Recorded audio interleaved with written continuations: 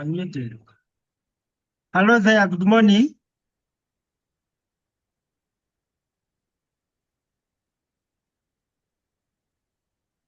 Hello there. Hello. Yes, let me hope that you can hear me. Yes, we are sorry for that delay. Come in. Yes, we can.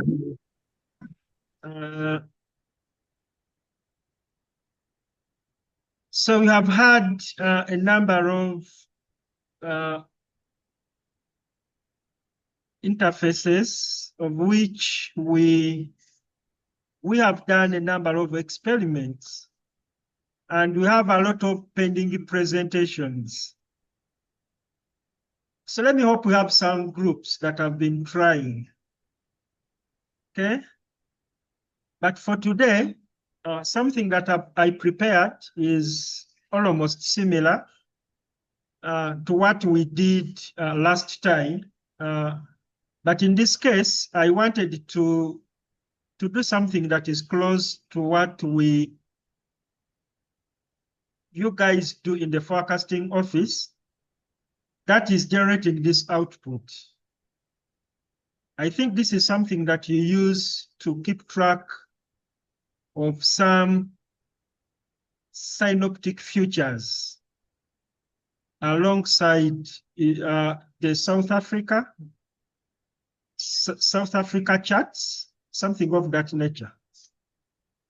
So I tried to come up with this map, and I'm going to go through the code, and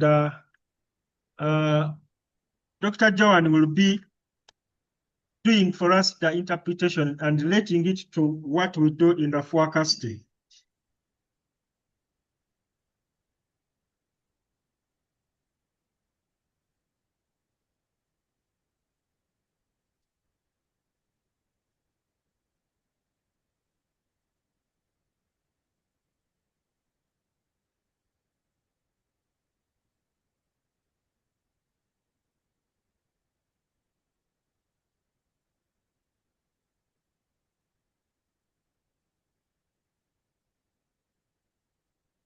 Yes, all right. To generate this map, this is what I did.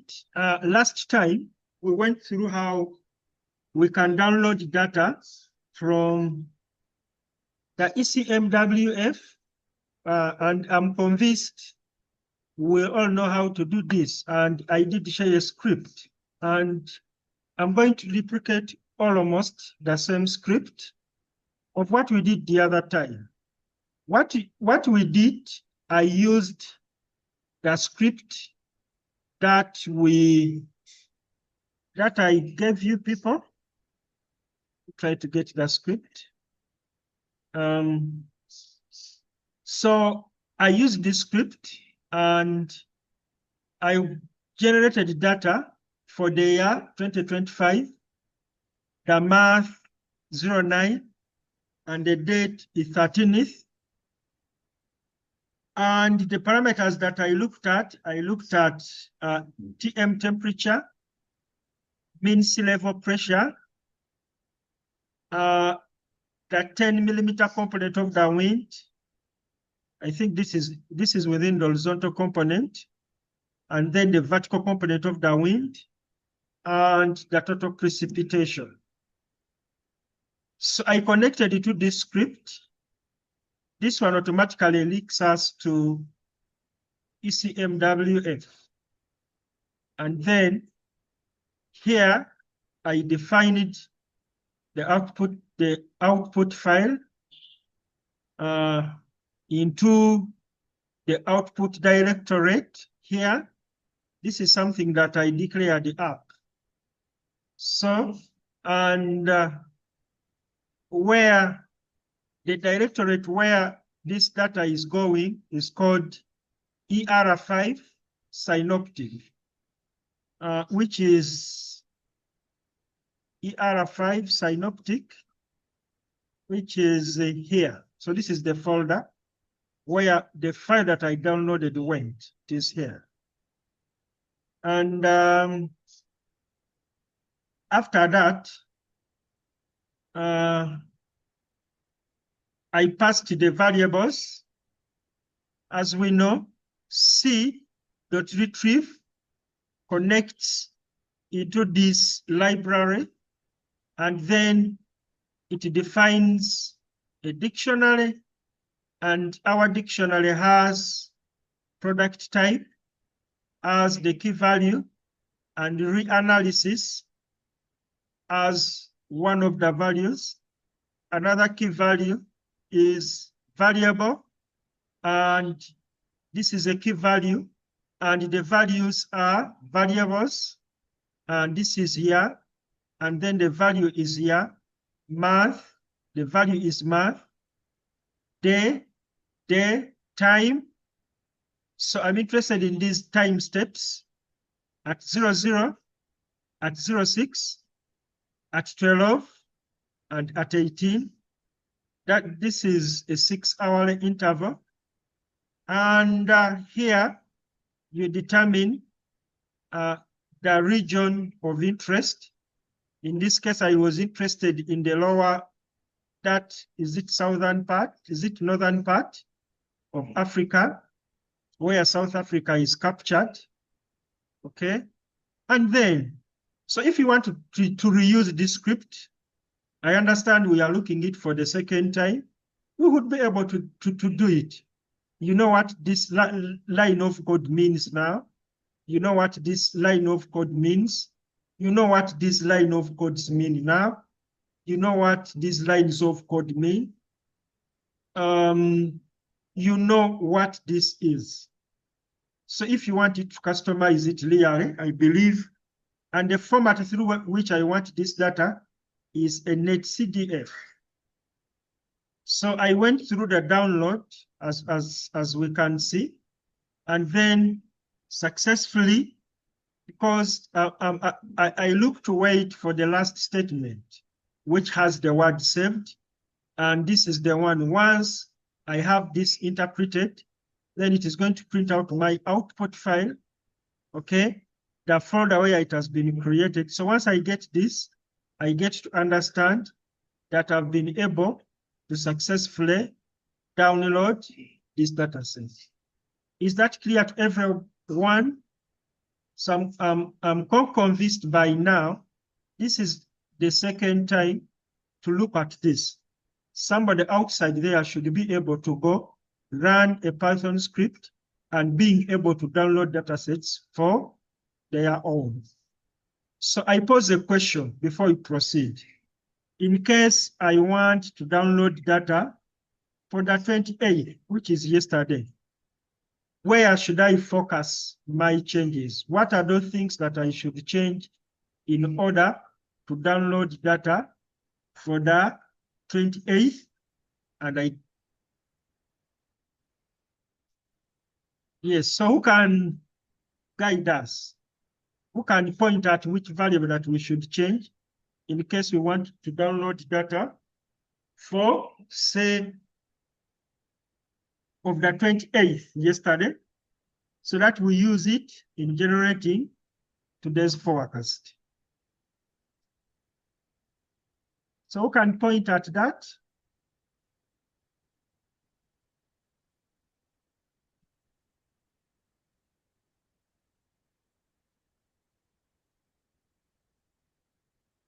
Colleagues, are you there?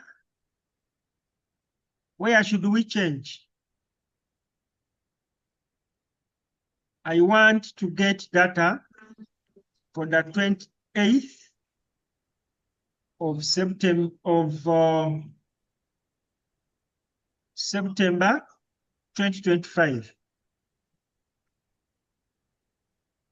Okay, some people, I think they could be giving the answer, but Pardon, they cannot Joanne? talk back. Pardon? I was saying, Mm. some people are on the computer where they cannot talk back. Yeah. But they can, That's the are you with problem. those people? They can use A bit. your voice. They can use your device. You know, Michael, come it here becomes very and difficult you when we are explain. speaking.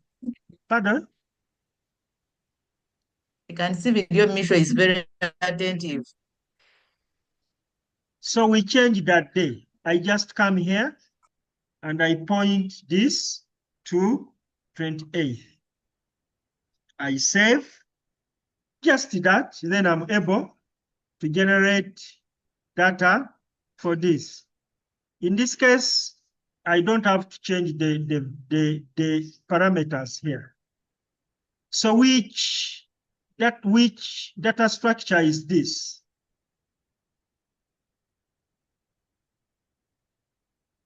People who can speak, which data structure is this? I told you there are some fundamentals. There are certain things that you are supposed to look at. In this case, you have to understand which kind of data set am I using. In this case, this is a list. So here, and what makes it a list are these brackets. Wherever you have this is a data structure where it opens with this kind of brackets.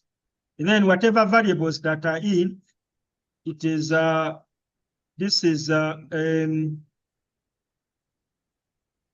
it is a list, and what makes it a list are these brackets. And here, because the items in are stored in double quotations, the way we can see it here, then this is a string. Okay, so it takes a string because it is a parameter, but within these parameters, for example, when we say TMM temperature, it is going to be passed with values. Let me hope that's clear. So let's go back to our Synoptic chart. So after downloading the chart, I said during my experiments, I discovered that much as the script is going to download for me .netcdf files, but sometimes they are not. They are coming when they are, of course, netcdf files, but when they have been zipped. So I came up with this script. It has 3 lines, but the whole purpose for it is to check whether the file is zipped or not. And in order for me to unzip, you should have this library, the zip file library, installed on your machine.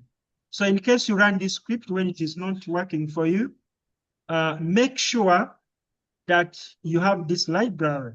And we know how to install libraries that we don't have. And when I run this script, as you can see, so there is this question that I presented: is it zipped? You remember we looked at a data type which we said it is either bring true or false. So you can recap the first classes. So in this case, it is going to, so this word is asking, is it zipped, and this file, and I'm expecting the output to either be true or false. Once it brings true, then I'm going to get this script, use this ERA. ERA is also a function that once we use it within Python, it is going to open up to read this file, okay? But it is reading zipped files. And after reading it, it is going to extract the files. And after extracting the files, it is going to pass them over to an extract folder. And once it passes them over to the extract folder, then I'm able to read them. I understand all of us who have downloaded files from the internet, and after downloading them, then we are able to, when we cannot read them directly, then we are able to extract them. This is, I don't expect extracting is something that's new to anybody here, but in this case, we're using a script, and this script is going to unzip for us, unzipping or extracting. It is similar to this. It came in as much as it is reading .nc, which is a netcdf file, but it is zipped. So I'm extracting into this. As we can see, it is not one file, but there are 2 files. So when I go to my script now, I read the folder containing the netcdf files, which is my extract folder, which is what I have here. This is also this should also not be something that is new to anybody. Then I get all the netcdf files. So here I'm using this script. These scripts, you may not rewrite your own, but you need to understand them. And after understanding them, then you can make use of them or make changes in and there if need be. So in this case, then I get all the netcdf files. As we go back, we can see there are 2 files. I want to read all of them at once.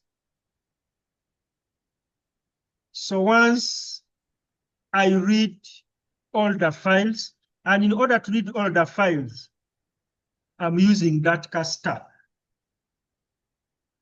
That caster now commands the script to go into the folder data/dir and read all files in there that have an extension .nc. And after reading, it is going to print for me the number of files. And in this case, I'm using this function, the len. We look at the len function, and we say the len function is going to count the number of elements within a particular element. So it is going to be the number of elements within a particular variable or within a particular data structure. So in this case, it is reading this structure, net files, okay? How many files that have been read. And then that is what it is returning here, that found 2 .cdf files. That is what this statement is doing. And after that, I can open multiple files as a single data set. And that is what I'm doing here, because I have this file. It's already reading my files. I get this from XL, which is XL. This is the variable, which is XARR. So I get the function called open MF datasets.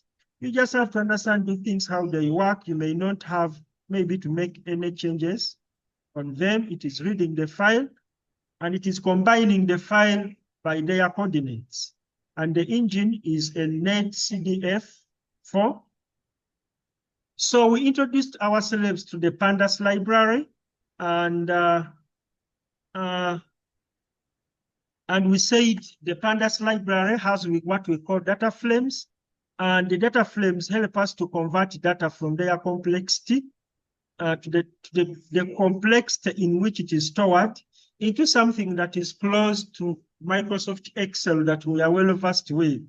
That is why here I come and say convert to pandas data frame.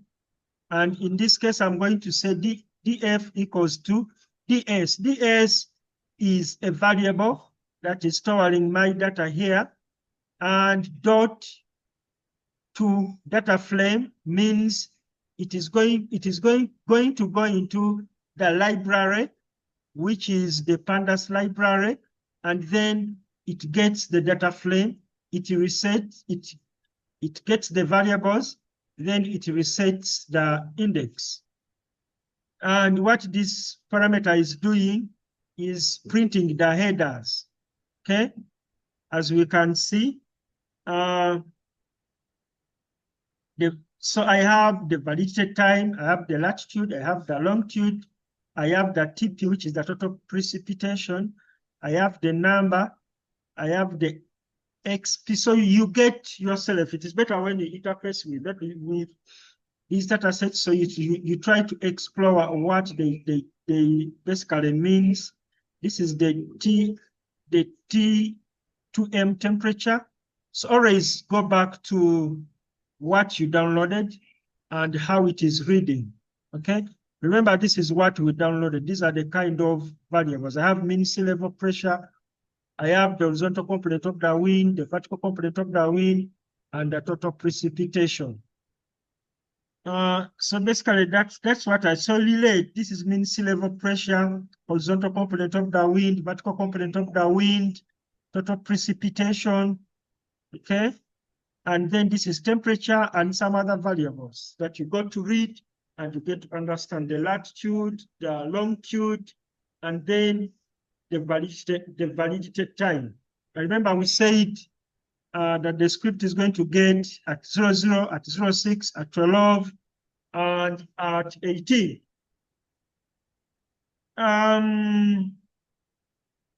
Basically, that's what we have. So we print our data frames, and we say the best way of why we put it in data frame, it looks more nicer, okay? What we have here, it is in form of DS. Originally, that's how the dataset comes from ECMWF. But once I convert it to data frame, I can well read the columns and the rows. And so script 21, it starts the plotting and the plotting of our data sets. So in this case, we have so we are able to get the data is stored in this variable df, and once I do this, then I'm getting the validity time, okay, and then the rest is pivot to 2 grid for plotting. So you may not have to change anything here. So the most important thing is to understand that once I get these data sets, and when I come here it is converted, it is filtered, we filter by time, and by this we are converting it into this format that is already filtered. And as I continue, I no longer use df, then I'm using data of a variable that is filtered here. That is why we continuously use this. You may not make changes on this. So you set up the map using this function. And for now, I wouldn't advise you to make changes on this because it is not very important. But as time goes on, you're going to read and understand it. You read and understand it because you get to see that these variables that have been declaring here, for example, the latitude variables, as you start to set up the map, those are the kind of variables that you need. And that is why we see the lone mean, the lone max, okay? So it gets the minimum, then up to the maximum, okay? Min lat, that means I'm looking at the north, east, southwest as I draw up my box. And here we are, here are the base features, as we can see. It comes undefined, so you may not have to make any changes on this. And here what we are doing, we start plotting the mean sea level pressure here. So you may not have to make changes on this. Just get this code, try to use it, okay? As we can see here, as I defined the latitude, now I'm going to get my contours defined, and I'm getting them from the min CL. And min CL is a variable that is here. Okay, so this is the plot of the mean sea level contours. Then I get to define how these contours should be, at which font, at which color. As you can see, the color is black. So you get to interface with this. You may not have to make any changes in this. Read through. If there is anything that you can understand, then you can try to play around with the figures. Here, this is the plot of the wind speed, as we can see. So the V10 is referring somewhere to the horizontal component of the wind, and this is the vertical component of the wind.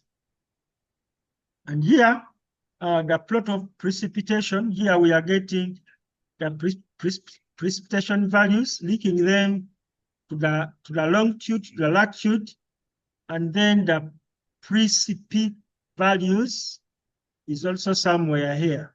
That is how the precipitation values were captured from our data frame format of the datasets. So the most important thing here is you to understand that this variable is here, and this is how the values have been corrected, and they have been related to their latitude and longitude. And here I'm getting the TP value, and then I'm multiplying with some values. And then, yeah, we start plotting, and then finally, I have my map for 13th of July, of 13th of September 2025. So I was looking at this thing that really, instead of getting South Africa, can we modify our things as we improve our forecasts? Okay. And Dr. Johan is going to take us through which kind of features that we are going to get from this. And after that, I'm going to show you a script that I further did to get more time steps. In this case, now we have at 00. So I was able to generate at all the time steps. That is at 00, at 06, at 12, and at 18. And then we got to understand how do these synoptic features evolve over time. Are they declining? Are they extending? And to what extent are they influencing our weather here in Uganda? So basically, that's what I can say for now. I can invite questions.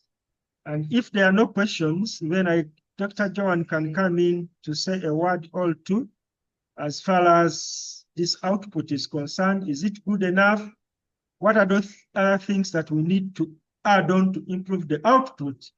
So that maybe we are not relying so much on South Africa generated maps, and we can generate our own. Thank you so much, colleagues, for listening. I have a concern. So the microphone is back to you, colleagues. So Yes, now Mike? you mean you can only get previous data.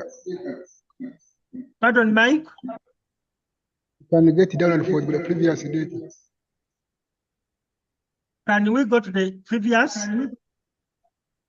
I'm saying you download previous date. How can it help us in forecasting or in predicting the future? Let me try to put on my microphone. Magic again. I've not had anything. And Mike, speak again and get closer to your microphone.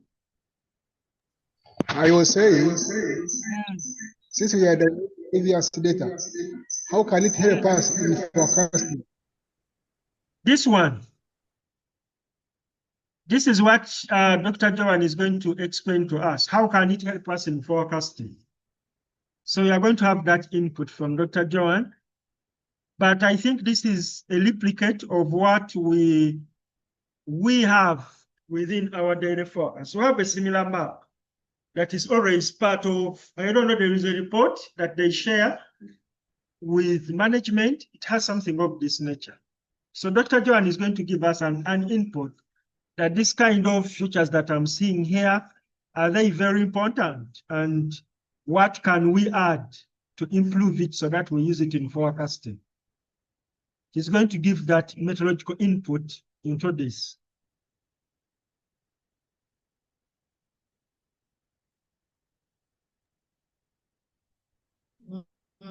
Yeah, thank you, Joseph. I think I'm so near Michael because I can hear myself echoing.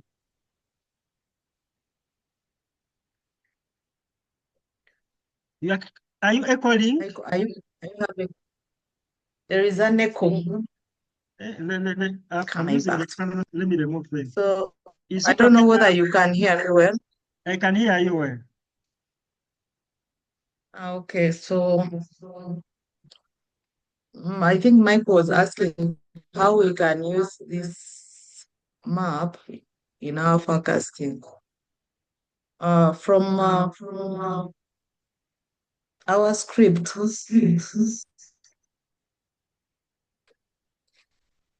we're already showing. Okay, we can already show whether we are predicting or maybe we are just showing real time. This is real time. So our script shows real time, not forecasting. Yes. But if we want to forecast, that means we'll have to put in a code to show that we are forecasting. So at the moment we are just showing what is happening at that Yes. real time. And I have a feeling it is bringing out a very good map, and you can see when the winds, the way they are flowing. If we can compare with the synoptic chart for South Africa, you'll see that also the orientation is still the same. It comes out the same way as what you've produced here. So if we have our data and we have this script, we can be able to produce our own maps, and we'll be able to compare with also what we are having here. The only thing that we are missing in here is the fact that we are not seeing fronts being drawn in this map. But to someone who knows how to forecast will be able to look at the map and also know how these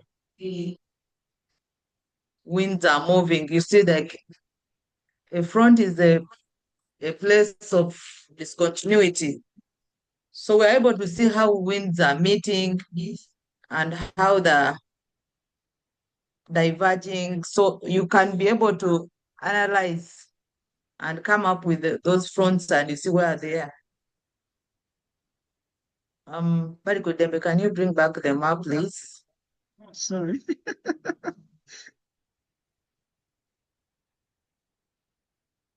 Yes. Yeah, so it is back. And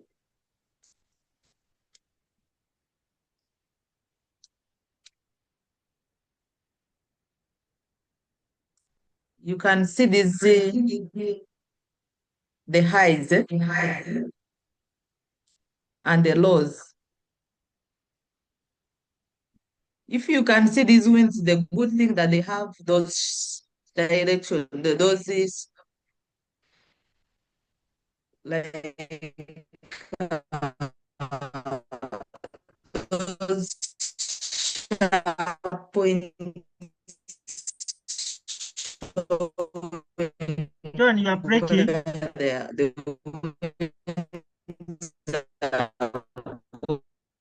going.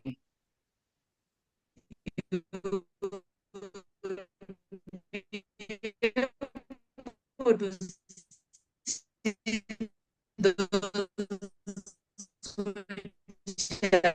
coming in.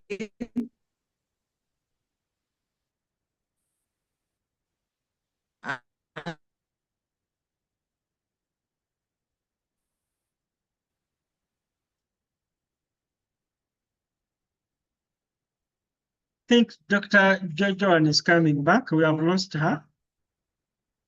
So let's wait.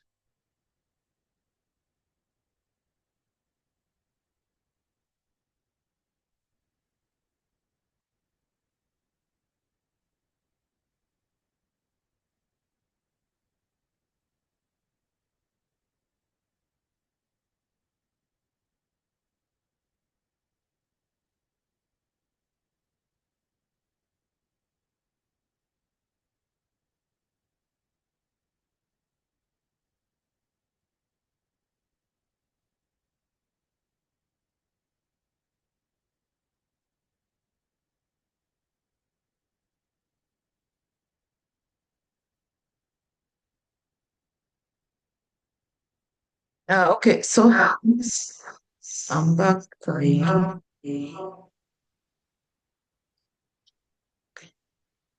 Let me see if I can. So can you switch off yours, then I use mine, or I use yours? Because John, the can interaction is. I can unshare, and you share yours, eh?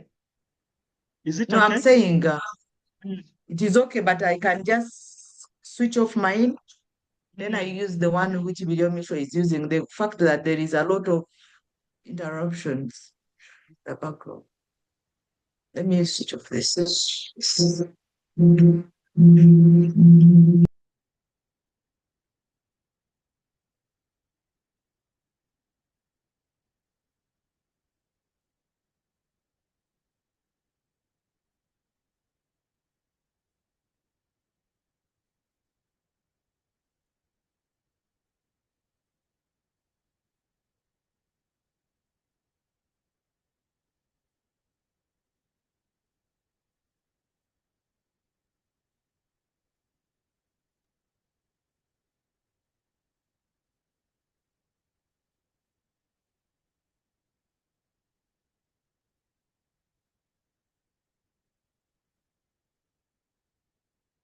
Hello, Doctor.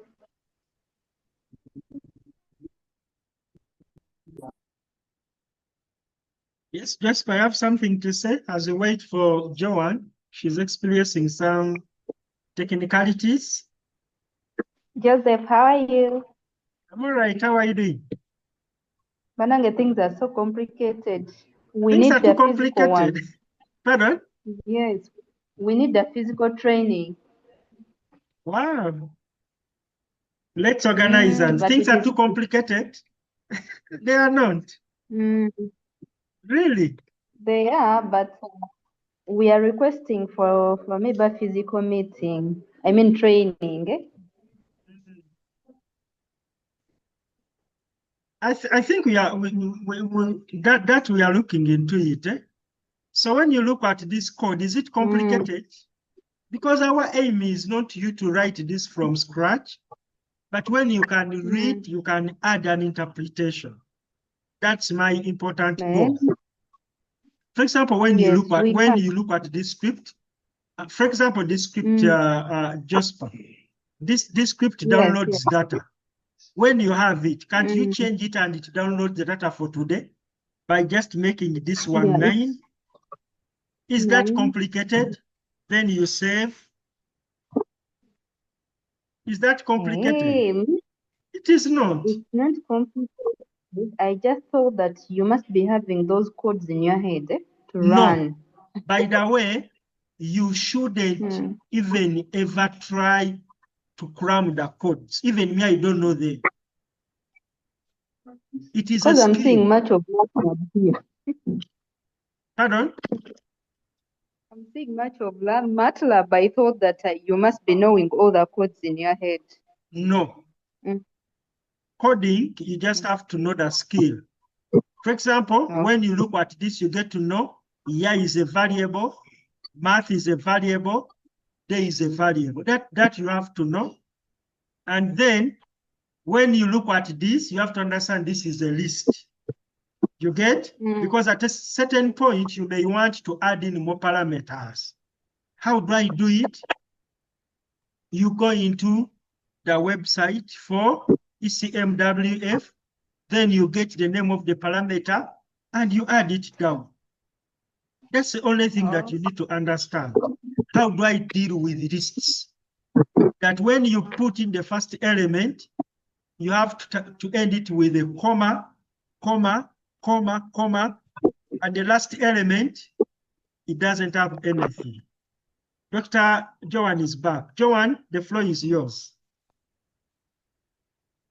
So, Jasper, things are easy. They are not complicated. They only becomes complicated when you complicate them. You approach them from the complication point of. And we hope to give you scripts that are ready. Then you can run on your own, but you must be able, in case you tamper with the script, can you do minor changes on the script so that you are able to do what it intends to do? So don't try to cram. Never. Yes, Joanne, are you back?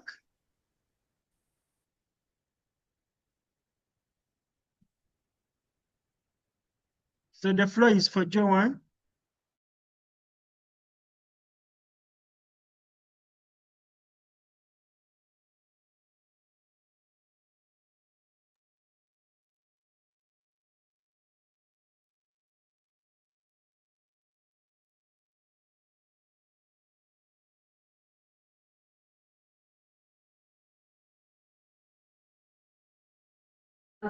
So, okay, mine.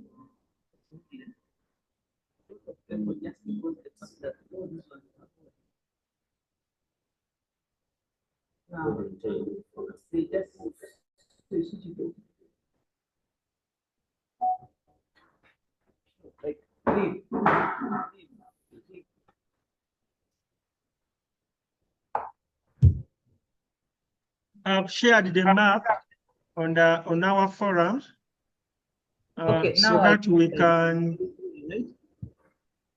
Yes, Annette. This is Joanne. Yes, Joanne, we can hear you loud and So clear. a lot of interruption because of many computers being open.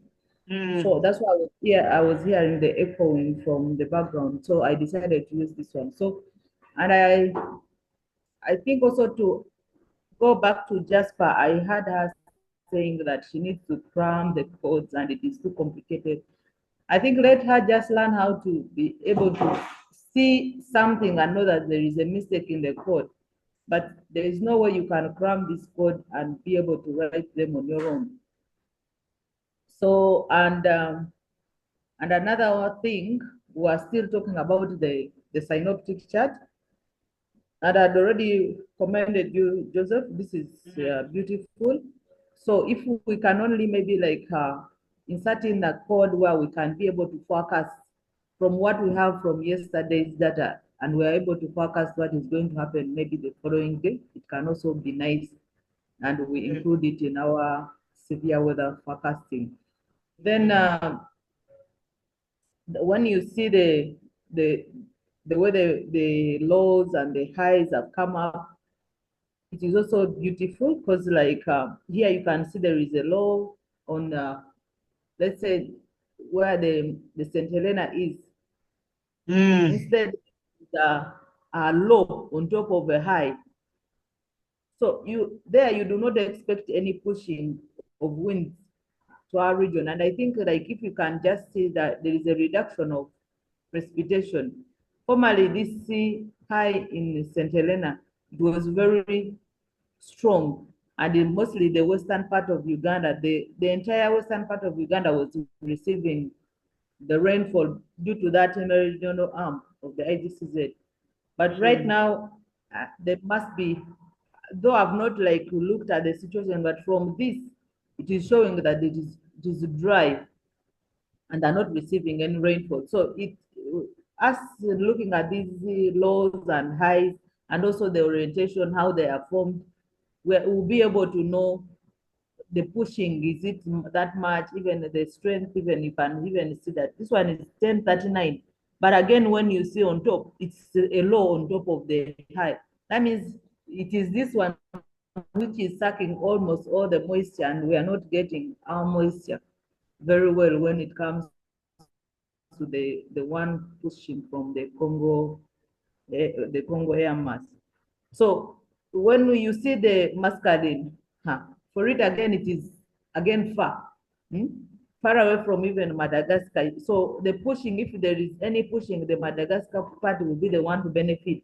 And you can see even those fronts, even though they're not drawn there, but you're seeing them even being formed when you look at the contours. There is already a really now a nice front which is formed, and it is near almost South Africa. So also those ones can contribute to the reduction of the pushing of winds from the muscadine, and we also will not be able to have the rains which we are expecting in our region. So with this, if we have this and we're able to produce our own, not only the South African part of it, but also we're able to see the whole of Africa, I think it will be nice for us to be able to know. Okay, someone was asking if maybe we do like if we are seeing the saturation over East Africa. East Africa is not that very important. The fact that you see most of the rainfalls we are getting, they're not necessarily from nearby, they're just from these big oceans. So if you only produce maybe winds only from East Africa, you will not get a very good picture. And they may not even like actually show you exactly what is happening. Because most of the time when we are to look at okay, different parameters, they need okay different maps. If you are to look at precipitation, maybe you can look at East Africa or Uganda alone. But when it comes to wind, we need a bigger picture because what affects us is not just from our region. It comes from very fast. You already know that most of the subtropical highs, those are the ones which contribute most of our rainfall. The rainfall which is contributed within just it is like maybe like from Lake Victoria due to those land and sea breezes, but most of it is from these those subtropical highs. So if we could extend on it, like we bring the whole of Africa instead of maybe just not only the south part of it, and also we see the influence of the Azores and the Arabian regions. It, I think it will give us a very big picture and it will help us also to improve on our forecasting. So bravo, Joseph, maybe you can, what you can do for us now, you can just like, instead of bringing this, increase, let it be the whole of Africa. Let us be able to enter into that because the script is there. It is just a matter of giving it the right information, and we'll also be able to with those beautiful maps. Thank you. I think if there is something someone needs to ask, then you can ask. All right, colleagues, thank you so much, Joanne. Yeah, colleagues, you can ask questions. Okay, someone is here asking and is like how we can help project. I think that one had already answered it, but I think maybe he was not here. So Joseph, our request is that can you add in the code in that if we put in the previous weather, we can be able to project the following day. Or because like it would be nice if we are comparing the today and tomorrow, and we'll see, then we can be able to verify our validate our products, and maybe we'll be giving you the feedback and see whether what we've been predicting is really working for us here. So Yes. is it possible for you to do it, please? Yes. So to answer you, Joanne. Okay, you can finish, Joanne. I was asking, is it possible for you to add in a forecasting code in that it Yes. does not produce the real? So yeah, thank you. Then we would be grateful to have that. That in case we put in the previous data, we're able even to forecast also what is going to happen tomorrow. Okay, thank you so much. The projection, I can say it is very possible, but as we began from the start, is we are going to learn Python programming and then AI, that's artificial intelligence. So you haven't yet started the bit of artificial intelligence. Reason being, I wanted us to get well versed with the first part. We went from basic, now we are into advanced, and then we are able to generate products that we can use in our operations. So when we start the bit of the AI, that is then that we shall get to learn how do we use the available different techniques, including AI, to do the projections. So given data sets, for example, here, when you go on the ECMWF website, you can download data sets as back as 1940, which is good enough, which would be good enough. For example, if we are looking into doing projections, okay, using computers. So we shall get into this, we shall appreciate it. But as for now, I would like us to appreciate what Python can do for us. For example, this kind of products, the way you have put it, and then we get to learn and understand how we can have them in our operations. So there is something that I want to show you. There is another map that I tried to upgrade the script to detect for us the floats and the troughs. So let me try to get that. And then I tried to animate them over several days and time steps, something of that nature. Let me try to bring it up.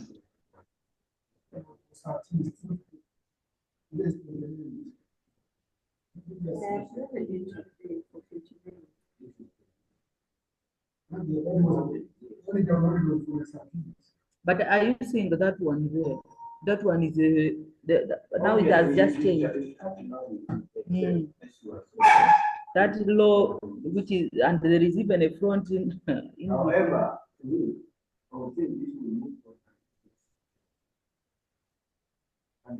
which is going to move? The front. But are you seeing also here the front here, it is this one here? Huh? There is this front. There are even two, one here and another one here. So they are pushing this one further. this year.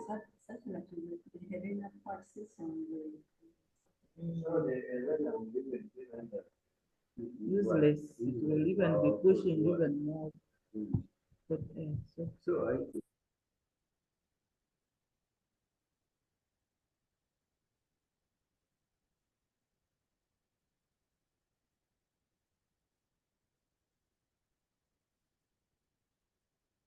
So colleagues, are we able to see what I'm displaying?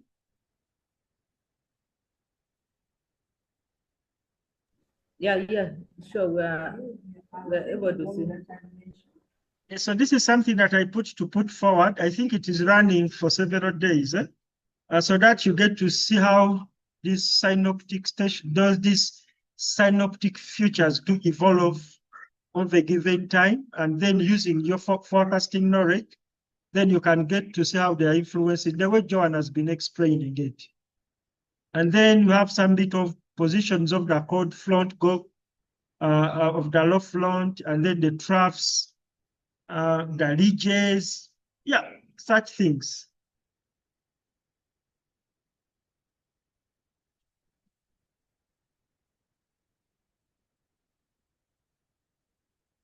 And my idea was that we hope to get some computers from ICPAC very soon. And we should identify, of course, they have their product they are going to give us, but also ours. And among the things that we are requesting for is a screen where we can have these products displayed within the forecasting office so that we can start using them in our operations. Okay? That will be great. So, Joan, this is something I tried to put the floats. I don't know whether they came out very well. Yeah, they did, and even as it continues to move, it's just like reflecting what we are having for 03. You would see that tree high is just moving to the land, and you can see later it landed. So I think it is bringing out the little picture. You see, for winds, at least that's the thing which you know that you cannot go wrong. It's not like rainfall. See, now what are not on the land. You see, like as it continues to move, you see here, it now is forming on this. And when it forms on the land, we are not expecting any rain. It's just. Joan, I'm not hearing you. You guys, you are doing your own meeting. Sorry. So we're just like trying to discuss what you've put here on. All right. What you have displayed. And someone was asking, how do you see that the ancyclone is on land? because like as you see that as it continues to animate, you see that I think at what time, let me see, 12:18:00, so like at 12:18, here 06. It's because we don't have 06. This is 03, right? 00. So at 06, it is showing that it is on land, and of which 00, it is showing it is closed, but 06, it shows it is exactly over the tip of South Africa. So which shows that this one, it is actually reflecting what the South African synoptic chart is also reflecting.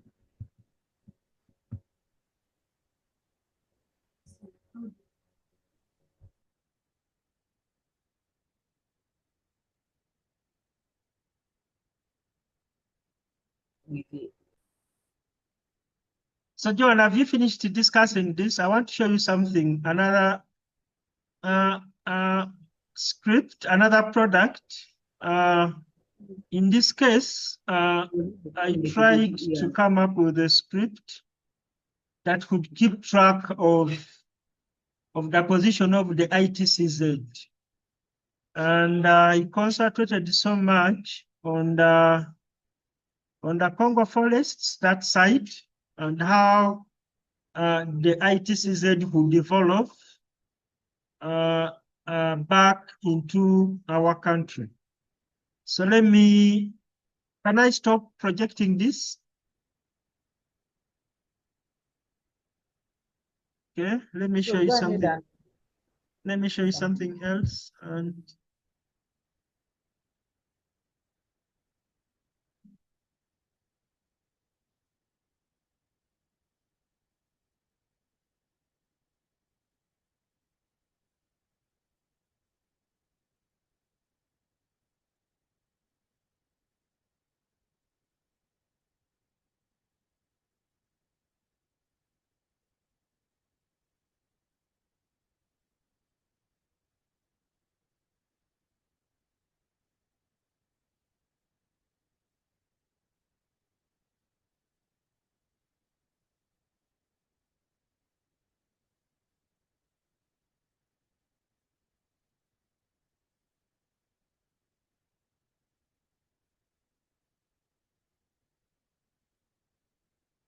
so colleagues, you can look at this. Here I concentrated on getting the ITCZ, and in this case, I was looking at convergence, divergence. We need to go into the dynamics of this, the mathematics, the physics behind this. What does convergence means? What does divergence means? Because I know that in our forecasting, one of the synoptic features that really influence our weather is the ITCZ. So this kind of output, it keeps track of how the ITCZ is developed so that you can interpret it in our forecast. Yeah, basically that. Joanne, you can also add some colleagues, you can look at it, and then you can make comments. Okay, like for this one here, that's why I was saying that if you look at ITCZ, we need the whole Africa. That's when it comes out well. We're able to see where it is seated. Is it in the northern? Is it in the southern? But now, like when you do it like this, it becomes so widespread. So you're Said not it like, should be the data should be for the whole of Africa, eh? yes, if you're to display for ITCZ. Okay. Because if you bring only for like this part you're now showing right now, it is not like that. You cannot identify, you cannot like explain it very well. The fact that we want to see where it's seated. And if we are benefiting, is it through the meridional arm? Is it the zonal arm because it is seated on our country? So that's, but if you bring it in such a way that it is only covering this area, it doesn't come out. That's why I was telling you that for different, so let's say for different parameters, there is a different map that is needed for you to be able to explain it. You cannot like explain like the IDCZ with this, like vorticity, those I kind of get. parameters. You need bigger area for us, because like even for winds, for the convergence, the divergence, most what affects us, it is not just within maybe the country, it is from outside. So I will know that if the winds are coming from this side, then I will be able to, even if they are showing just minimum kind of winds over our region, but as long as I'm seeing where they're coming from, I will be able to know what I'm expecting. So for winds, divergency, vorticity, those ones, like we need bigger area, like the whole of Africa, plus those where we can be able to see the Azores, Arabian. So you bring in Africa, capturing the Asia part and also the Europe. So like you capture the Africa part and also the outside, the ocean part of it. I get. Because I like get. now for this one now, it is just spread. Yeah, You it just cannot shows like you a small really, area. Okay, yeah, I get. so it is so scattered and not like we need it in a, you know, in a way it is showing it's seated here, you're benefiting because it is, you know, maybe it is the pool and it has formed like a meridional arm kind of, but right now it is not properly identified. Okay, that is very good.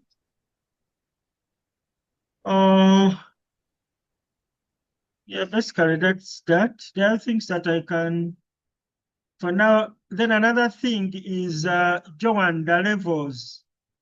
In this case, I looked at 500.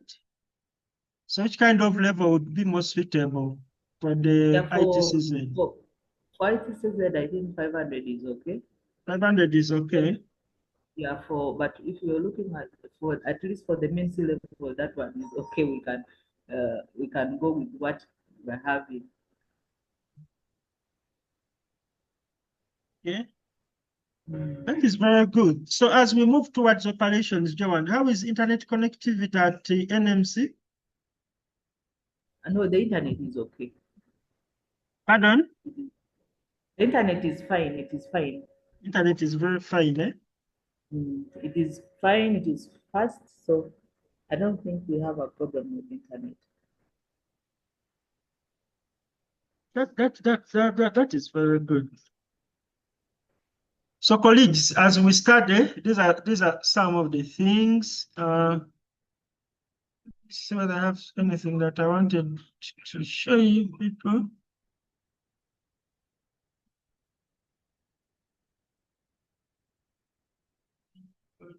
Let's see. So we can really get to understand what we are studying, how are we going to use them, and the most important thing is getting engaged every day. You may not do anything but open the script, use it, try to load it, even if you don't change anything. Try to ask people, what does this line means? Okay? Over time, don't try to cram anything. Don't try to cram anything, such that in future, as you look at it, you get to work on it, appreciate the output, and after appreciating the output after some time, you'll get to see, oh, can we change this? Are we able to change this? And that's the process of learning. Is it okay? And for the issue, people are asking for physical. We shall have a physical class. As I said, we shall climax this with a workshop. But as you can see, the content has been too much. We wouldn't have had all these things in the workshop. But once we meet physical, in a 5 days workshop, then it becomes easier, at least if we can get a presentation on each of these things by the end of the workshop, we shall have had a very good coverage compared when we would have started it from scratch in a workshop. But as for now, let's proceed with this. I think for the next class, we shall look at more, we shall generate more products. I think I will come back when I've improved the ITCZ. Okay.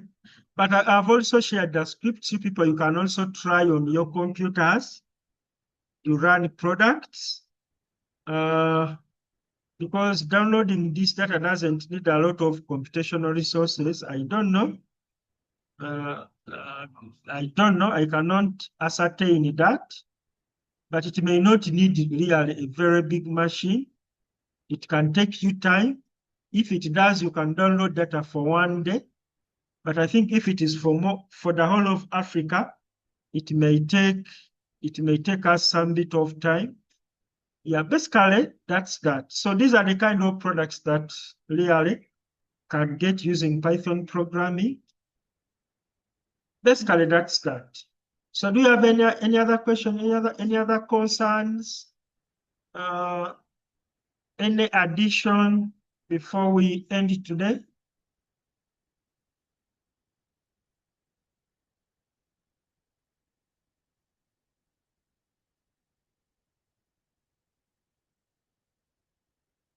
And we are moving towards operations. And I can't believe by the time we install these things, for example, we put in a computer in the forecasting office, really nobody is going to look at, for me, I don't understand anything. At least we have an idea. Okay? Yeah. So, all right, any question, any addition from the forecasting office before we end today? And is there any other work from the previous classes you would wish I would review? Because I wanted us to, when we start this bit of AI, which will be into the other week, I wanted it to be a bit slow. I wanted us to have more presentations on how do we interpret these products, how do we generate these products, how do we fit them in our operations. Then before we go into the predictions themselves. Okay, I think today's class, it was a bit unattended. Have to be attended.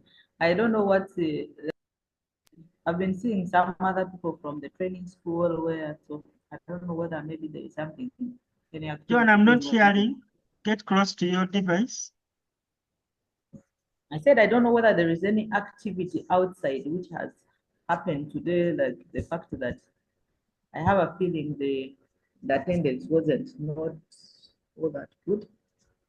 I think people are into downscaling. Yeah, there's an activity downscaling in Moroto. I think that has taken most of the people in DADIX. So how I wish that the people would attend and they look at this. Yeah, I just feel sorry, like for people who are neglecting to learn this, and yet tomorrow they will look for it and oh, okay. But otherwise, thank you. This has been nice, and if we could only like master it and also use it, we do not know how many people are really interested in learning, but for the few who are interested, if we can come up and we bring out these products and are displaying maybe at least every day, or we can even come up with even a kind of scripts which you just like run anytime someone is on the desk, you just run and you're able to come up with a forecast. It will be very interesting. Yeah, that's it. Once we get these computers from ICPAC, I want us to make good use of them.